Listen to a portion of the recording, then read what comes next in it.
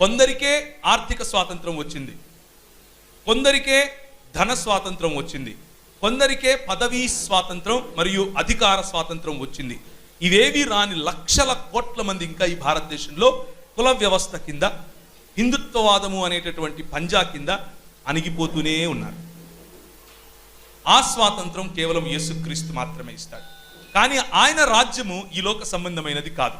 ఆయన పిలాతు ముందు నిలబడుకుని అన్నాడు, అవును నేను రాజునే, కానీ నా రాజ్యము ఈ లోక సంబంధమైనది కాదు. ఒకవేళ అయితే నా శిష్యులు దానికోసం పోరాడుచుండేవారు కదా అని అన్నాడు. ఎందుకన్నాడు అని అంటే, ఓ నాయనా పిలాతు, నీకు అర్థం కాలేదు, నేను నీకు కూడా రాజుని రా అంటున్నాడు. నీకు అర్థం కాలా ఇంకా, నేను నీకు కూడా రాజుని. నువ్వు అనుకుంటున్నావు నన్ను అప్పచెప్తున్నావు అని కాదు, నేనే స్వచ్ఛందంగా వెళ్తున్నా, నేను అనుకుంటే నువ్వు కూడా ఉండవు అంటున్నాడు.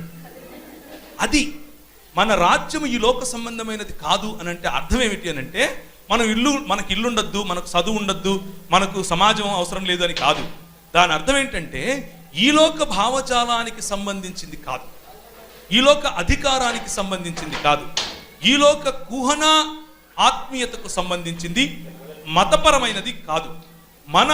మనము ప్రభువు కట్టేటటువంటి రాజ్యములో కనికరమును ప్రేమించటం ఉంటుంది, ప్రభువు కట్టేటటువంటి రాజ్యములో ప్రేమ ఉంటుంది, ప్రభువు కట్టేటటువంటి రాజ్యములో న్యాయము ఉంటుంది, ప్రభువు కట్టేటటువంటి రాజ్యములో సమానత్వం ఉంటుంది, ప్రభువు కట్టేటటువంటి రాజ్యములో అందరికీ సామ్యవాదముగా అందరూ తగ్గించుకుని జీవించేటటువంటి జీవితం ఉంటుంది.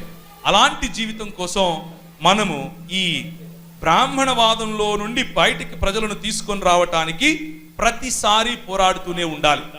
ఈ భారతదేశంలో మైండ్ను ఇంక్విజిషన్ చేసి, సోల్ ఇంక్విజిషన్ చేసి, మనిషికి మనిషి అన్న గుర్తింపు లేకుండా, నువ్వు చంపడానికి పుట్టావు, నువ్వు చావడానికి పుట్టావు, అసలు నీ శరీరం పనికిరాదు, వేస్ట్ ఈ శరీరం, ఆత్మ మాత్రమే.